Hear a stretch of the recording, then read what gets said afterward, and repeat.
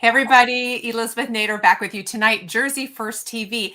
It's the week of Thanksgiving. So since Jersey First is all about making your life in Jersey that much better, we thought tonight would be a great time to talk to the goddess of gratitude, my friend, somebody who walks and talks gratitude all the time, author, speaker, coach, Shilamida Kupuershteyn. Welcome to Jersey First TV. Thank you for having me. I'm so excited to be here with you. I'm thrilled to have you because who better to talk to about gratitude? And we talk about a lot on this show. We try to help people understand all the things we're facing in New Jersey and this nation, how to make this place a better state. But really, this week, Thanksgiving, gratitude, it's something we should be doing all the time, practicing all the time. And we're going to talk about how you do that. But one of the things I love about you is that you also have a mind towards patriotism and you care about this country. You are grateful for this country. And one of the reasons is because of your background and your family. So, Shilamida, let's start with a little bit about your story about Russia. And I want people to understand why you care so much about America. Yeah, so my parents migrated here in 1980. I was 6 months old. Wow. And they weren't actually supposed to come here. They had a visa to go to Canada and they came here illegally. Oh, So, it's a big thing when I say things about illegals because I came here illegally. So sure. I understand what that process is like. But I've also been an American citizen for the last 42 years of my life. And I think that it's very important, regardless how you step foot into this country, to become a citizen of this country. And yeah, my parents fled Russia because of communism. My grandparents both grew up during the Holocaust. And now we talk about some things. And my grandmother is very clueless because she was 7 years old. So when she was growing up, even though the war was over, communism was still there. So some of the stuff that's happening right now for her is very normal, right? Like she doesn't understand why I'm so bothered by a lot of the things that are happening.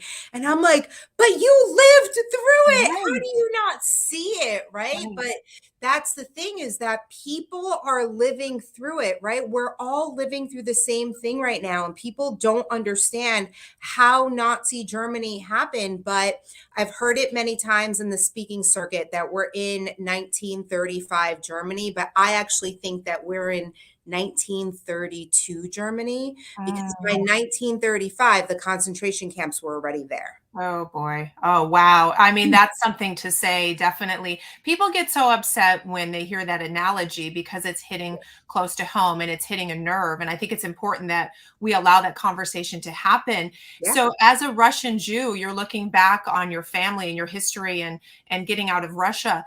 It's like the movie starting again. And for those listening thinking, oh, that's not true, it's a slippery slope. We get there step by step. What are you seeing, Shilamida, in the last 2 years, especially, that make you so concerned about where we're heading as a country? Yeah, I mean, when COVID first started, it was like rat on your neighbor if they're having a party or they're having people coming over, and now it's like show a vaccine passport. Like the hospital just put out a statement. My local hospital just put out a statement that if you're not vaccinated, that you can't walk into the hospital. I mean, how do you even put a rule in place like that? We know that the vaccine still allows you to get it Right. and spread it. So, what makes us different if you're vaccinated and I'm not vaccinated? There is no difference. It's a matter of choice. And that's what it's supposed to be in a country like America. It's always supposed to be a choice.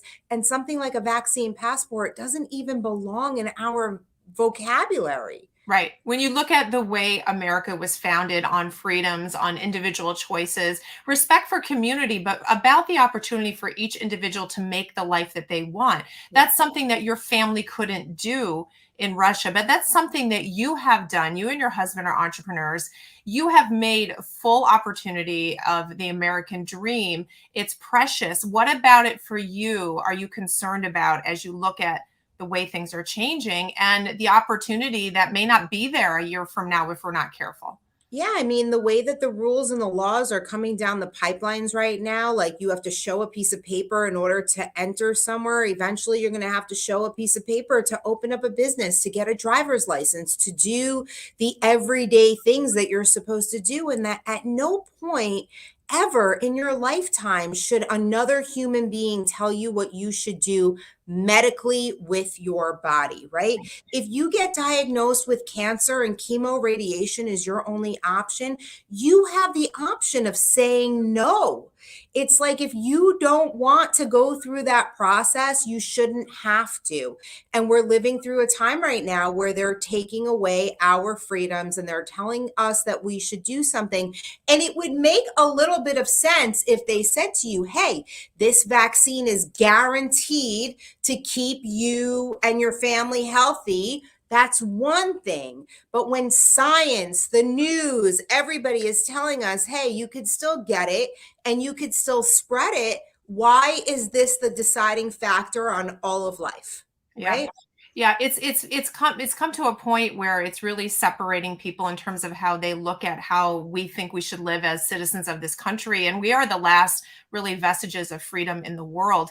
When you look at the American dream and the opportunity that you've had, that your husband has had to become successful, I know when the pandemic started and the lockdown started, it really affected your husband's business. I sort of watched you guys go through a great deal of pain. What was that like for you? And at any point, did you wonder, are we getting this back? For me, it was just so tragic because my story before I met Ben, I was on food stamps. So, if we get really deep into the Yeah. spiritual lineage, my path here was to heal some of my ancestor line. And in my ancestor line, everything was taken away from my family, right? My grandfather was actually a wealthy man. And one day, the Soviet Union army came knocking on his door and they said, we are taking everything, pack your bags, you're going to Siberia and you're going to the army. So he lost everything. Right. My mom tells stories of how 11 of them lived in the same apartment, in a one-bedroom apartment before they came to the US.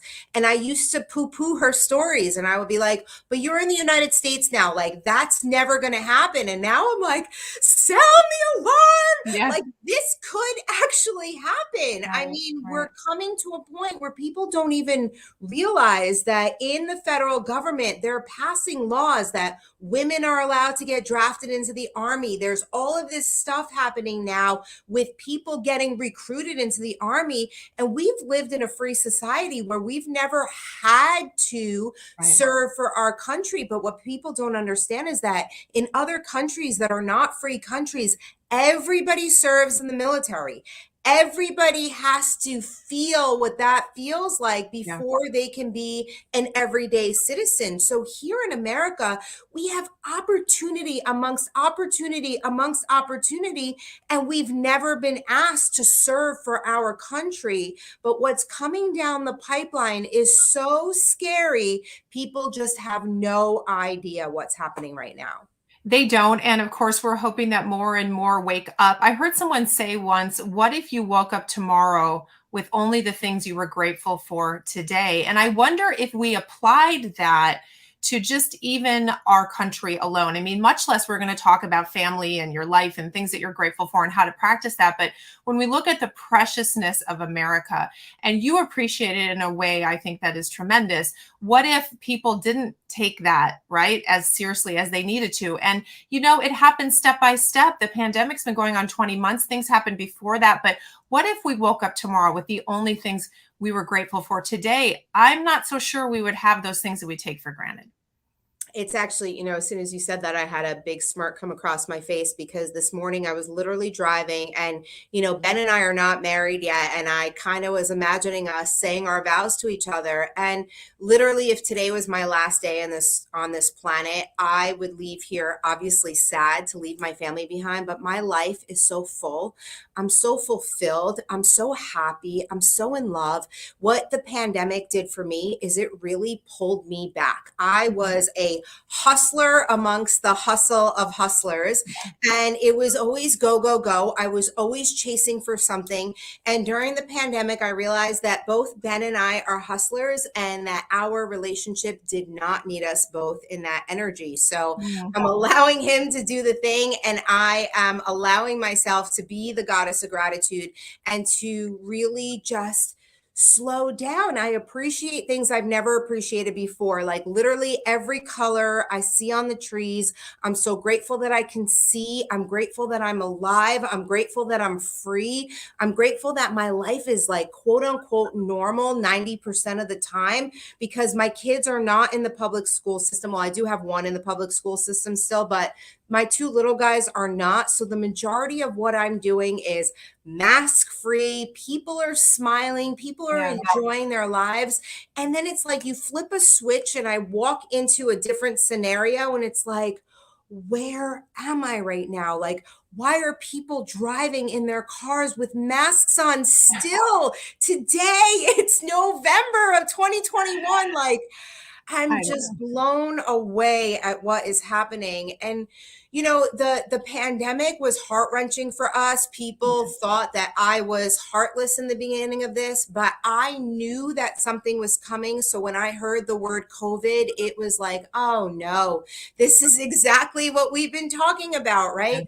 A Yeah. patient of mine said to me the other day, she's like, Shill, I have to say, I admire you so much because you didn't suffer through the last 20 months in the fear that Yeah. some of us have suffered in and still right now, right?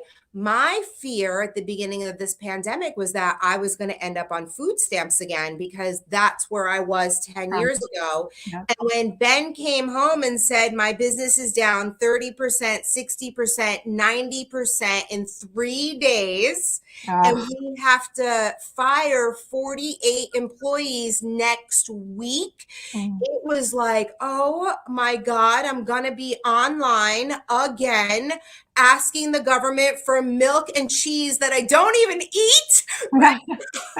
I'm That's true. gluten free, dairy free now. Yeah. I would never survive on Right. government assistance. Right, right. Amazing. Ironic, right? What are you going to eat? There's no gluten-free food line. But you know, you bring up a good point though. It's interesting how you were faced with that fear of going backwards, and you talked about being in a good place, but this is a choice for you. You have made a choice Yeah. to be grateful, and therefore you brought really good things into your life. But I want you to tell people again that you used to be on food stamps, and you Yeah. wrote a book recently about that, going from food stamps to first class. But the truth is you have come from such a different place. And I think sometimes people can look at someone like you and say, well, it's easy for her to be grateful. It's easy for her Right. to practice this. But you have actually been there where you've been so low. You've been low physically, financially, mentally, spiritually, in every way, and have totally turned that around. So the week of Thanksgiving, we want to be grateful. How much should gratitude play a part of you changing your life? Gratitude is life changing. It really, really is. When I was on food stamps all those years ago, I was getting to be a single mom because I was getting ready to leave my ex. I was over 250 pounds. I was obese. I didn't know about gluten free back in the day.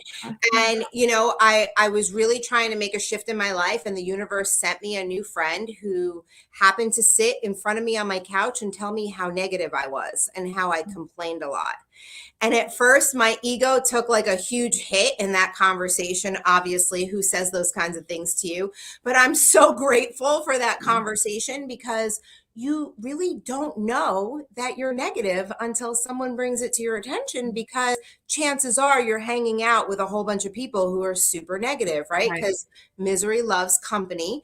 So Right. that's what it was for me. I was surrounded by others that were like me, that all of a sudden here I had this spiritually enlightened person who was in front of me who was like, oh, sister, you're doing it all wrong.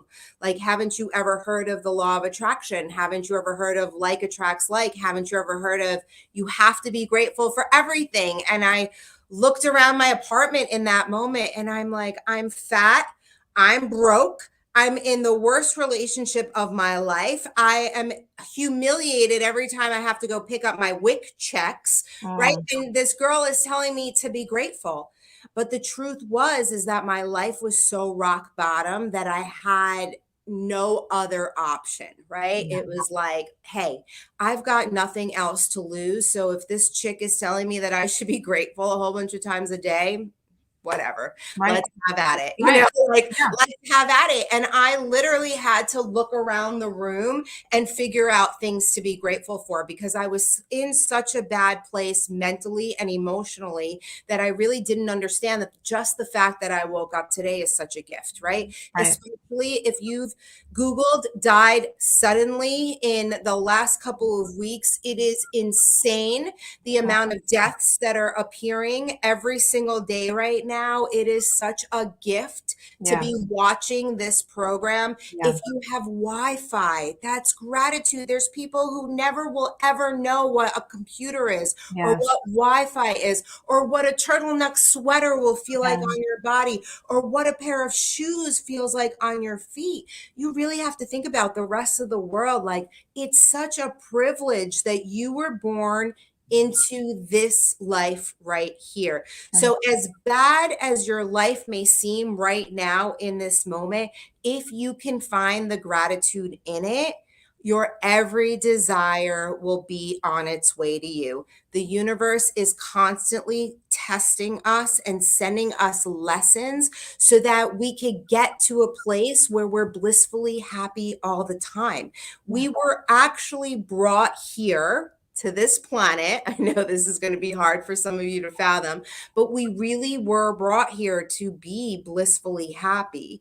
It's like we have to learn about the duality, right? There Yeah. is no happy without sad. There Mm, is no hot without cold. There mm. is no anger without joy, right? It's like we have to learn both sides of the gamut, and then we have to learn how to hold both in order Oh, to wow. move forward.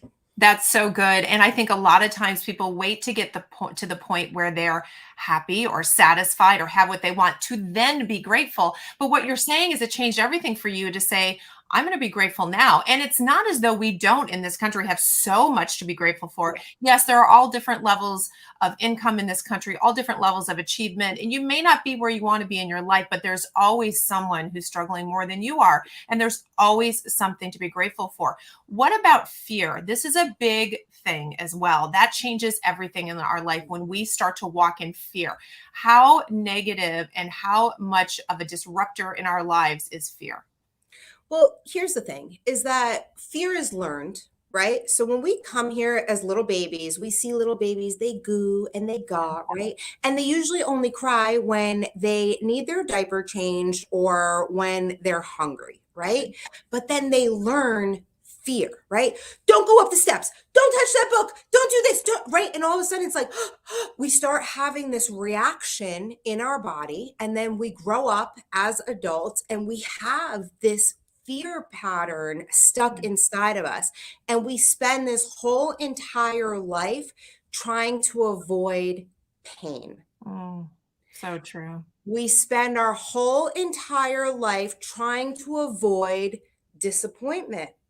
But in the process of avoiding the fear, the pain, and the disappointment, we live in scarcity and lack and a whole lot of fear, right? I Yeah. mean, think about it. It's like you don't want to try to start that business because you're afraid you're going to fail. But in the process of, being afraid of failing, you're like upset with yourself because you're not moving forward in your life. So this fear that we're afraid of, we're actually living in it every single second. So it's worth it to just go for it and try, right? It's like anybody that you see that's more successful than you, the only difference between you and them is that they have more courage than you. So true. It just means they stepped out. They Yeah. did something. People And always say, like, you're yeah, you're so confident. Like, how are you so confident?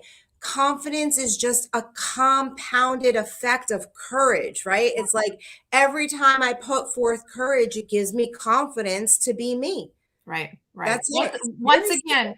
the thing that you want, you have to just step into before it becomes real. So practicing gratitude, because this Thanksgiving holiday is amazing. It really is. And it's wonderful that this is uniquely an American holiday, but it really shouldn't be one time a year. And I know it's life-changing for someone to step into gratitude. So I want you to share with people just some top tips on what you do. I've seen you do it with your kids. They go through what they're grateful for. I think at night when you put them to bed, I've seen little things, but go through with people some ways that you tangibly practice gratitude every day.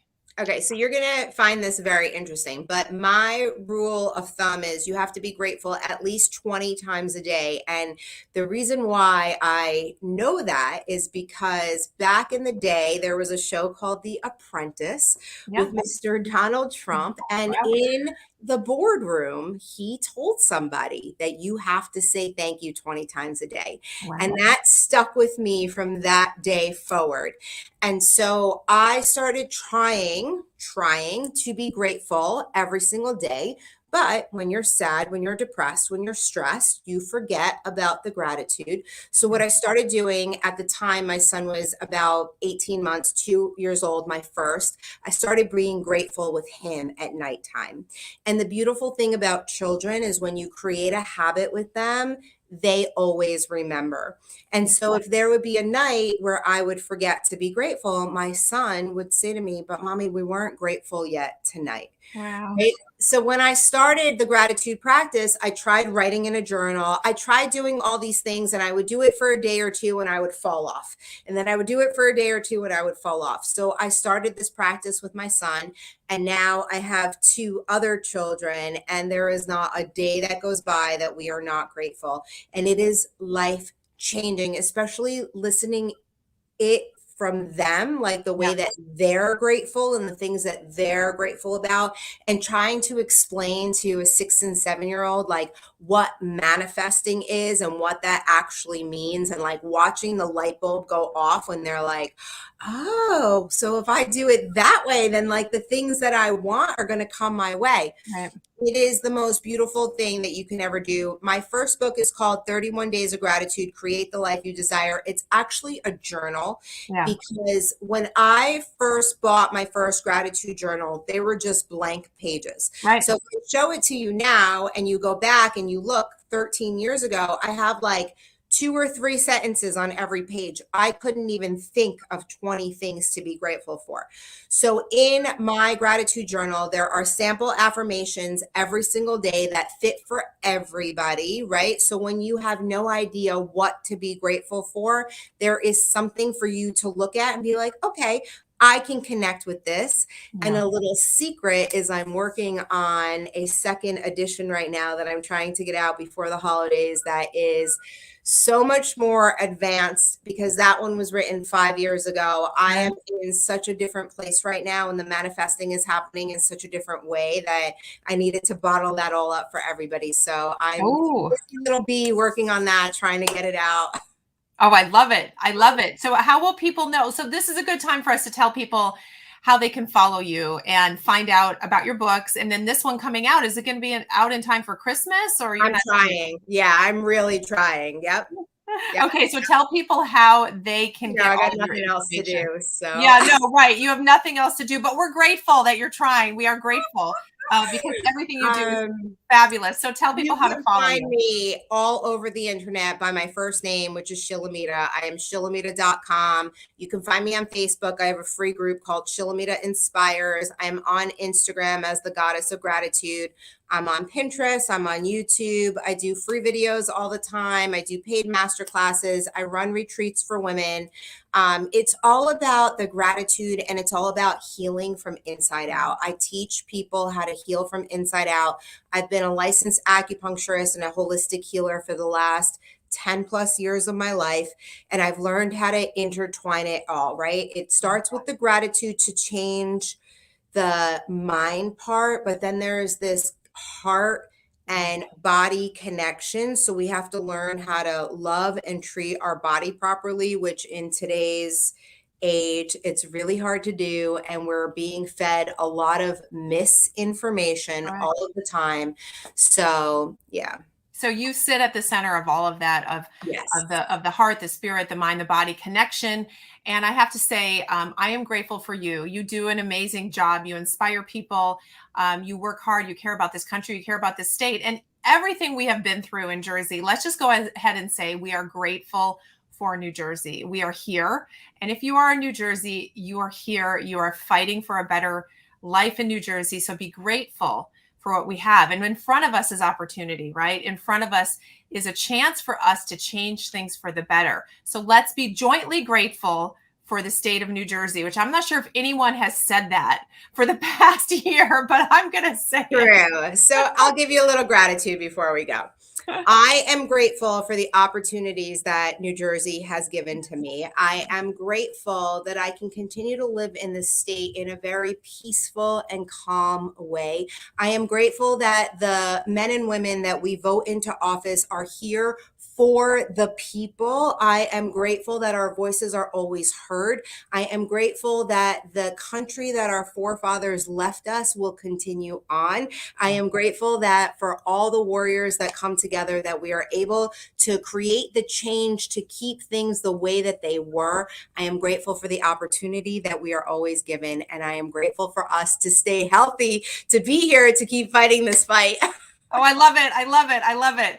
Everybody press rewind, listen to all of those statements of gratitude. It's great. It's great. This is what I love about you. Shilamida, thank you so much. I want to say happy Thanksgiving to you and your family. Thank you. And Same to you. to our audience, please follow her. It'll be life-changing. If you truly listen and you apply the things that she talks about, you will see your life change. It's not just for her. It's not just for a few. It's for everyone. It's up to you. And we need everybody to be grateful because we have a big future ahead of us to change this state and this country for the better. So Shilamida, thank you. Thank you so much. Appreciate you. Happy Thanksgiving, everybody. And we are grateful for all of you guys. And we'll see you next week. Have a good night.